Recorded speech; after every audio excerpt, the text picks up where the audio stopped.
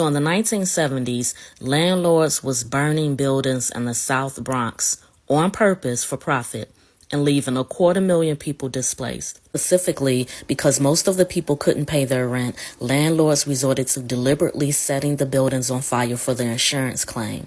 Now, part of the reason the people couldn't pay rent is because of the difficulty of finding jobs and the system of redlining that had existed in the city since the 1930s. New York was also on the brink of bankruptcy.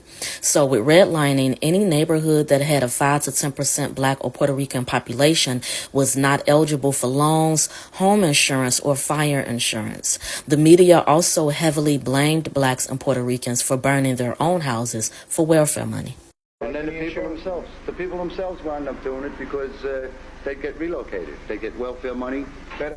Meanwhile, 80% of the housing stock was destroyed, and about 40 fires were happening a night. A staggering. New York has more fires than Chicago, Detroit, Los Angeles, and Philadelphia put together. The New York Fire Department responds to nearly 250,000 calls a year, 3 times as many as the London Fire Brigade. Urban renewal, which James Baldwin called Negro removal, also affected the South Bronx, where over 100,000 homes were demolished and the people displaced. The federal government a few years earlier abandoned its public housing program. The Nixon administration had ordered a suspension. So HUD worked on a new program that was first considered in the early 40s. This program came to be known as Section 8. And from that point on into the mid-80s, if a vacant building was not in the pipeline for renewal through this federal program, it was scheduled for demolition.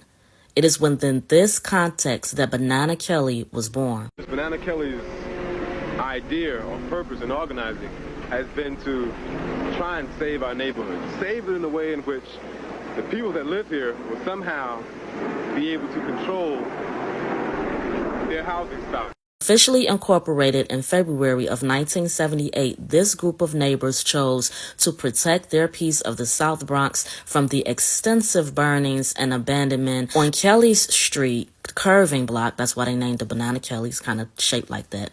They applied for a rehab loan for 3 abandoned buildings. So while they waited, the people started rebuilding the boarded up apartments with their bare hands. In 1977, they formed themselves into the Banana Kelley Community Improvement Association. In 1978, Banana Kelley started the process of rehabbing 3 buildings through what they called sweat equity.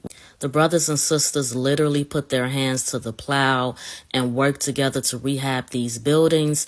Instead of allowing them to be demolished when there were people who needed a place to stay, they put that work in. They put in that sweat equity. But we didn't burn the Bronx. We were the ones who saved it. Not only did rehabbing the buildings provide a place for tenants to stay, but it provided jobs with programs and vocational and on-the-job training. So once they got approved for the loans, they started being able to hire the brothers and sisters to come and work so that it wasn't just volunteering, but they was giving people jobs. By the mid-90s, Banana Kelley had over 100 employees working in every area of community development, neighborhood preservation, and human services.